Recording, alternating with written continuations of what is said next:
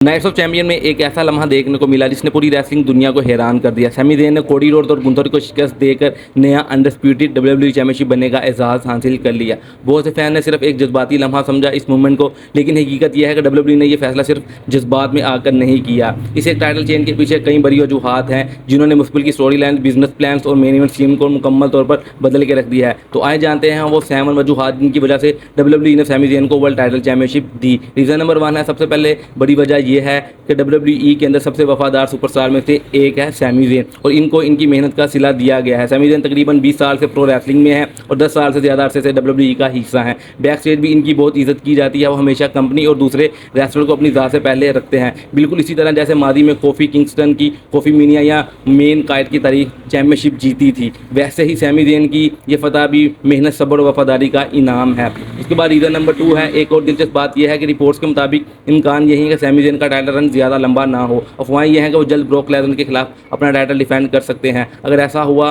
तो मुमकिन है कि ब्रोक लेसनर चैंपियन बन जाएगा और फिर समर स्लैम में एक नए सुपरस्टार को ब्रोक के खिलाफ लॉन्च किया जाएगा। यानी सैमी ज़ेन को सिर्फ एक मुकम्मल तौर पर पार्ट टाइमिंग तौर पर उनको चैंपियनशिप दी गई है जो डब्ल्यूडब्ल्यूई की अगली बड़ी स्टोरी लाइन्स का रास्ता बनाएगी। उसके बाद अब बात करते हैं रीज़न नंबर 3। पिछले कई सालों से डब्ल्यूडब्ल्यूई ने लंबे लंबे टाइटल रन देखने को मिले हैं, रोमन रेंस, गुंथर और कोडी रोड, जिसकी वजह से अक्सर फैन पहले से ही अंदाज़ा लगा लेते हैं कि मैच का फातेह कौन होगा। लेकिन सैमी ज़ेन की जीत ने सबको हैरान कर दिया है। अब हर टाइटल मैच में दोबारा सस्पेंस पैदा हो गया है क्योंकि अब कोई भी सुपरस्टार किसी भी रात चैंपियन बन सकता है। उसके बाद बात करते हैं रीज़न नंबर 4 की। सऊदी अरब से बेहतर कोई जगह हो ही नहीं सकती थी। डब्ल्यूडब्ल्यूई जानती है कि अगर सैमी ज़ेन को चैंपियनशिप बनाना है तो इसके लिए सऊदी अरब से बेहतर स्टेज शायद ही कोई हो। इनका शानदार इस्तकबाल हमेशा से होता आया है, इसलिए डब्ल्यूडब्ल्यूई ने इनकी सबसे बड़ी जीत इसी सरजमीन पर करवाई। इस लम्हे को हमेशा के लिए यादगार बना दिया, खासतौर पर इसलिए भी कि सैमी ज़ेन शामी नसाद हैं, इसलिए ये कामयाबी पूरे खिते के फैंस के लिए बाइसे फ़ख्र है दोस्तों। उसके बाद बात करते हैं रीज़न नंबर 5, तीनों सुपरस्टार को मजबूत रखना। डब्ल्यूडब्ल्यूई ने ये बहुत अच्छा मूव किया है। ये सिर्फ सैमी ज़ेन की जीत ही नहीं थी, असल कमाल यही था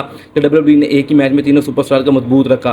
कोडी रोड साफ तौर पर हारे नहीं, गुंथर किसी ने भी उनको पिन नहीं किया और सैमी ज़ेन चैंपियन बन गए। इसका मतलब यह है कि मुस्तकबिल में तीनों के दरमियान नई दुश्मनी और टाइटल फ्यूड्स आसानी से जारी रखी जा सकती हैं। उसके बाद बात कर लेते हैं रीज़न नंबर 6, अंडरडॉग स्टोरी का बेहतरीन अख्ताम।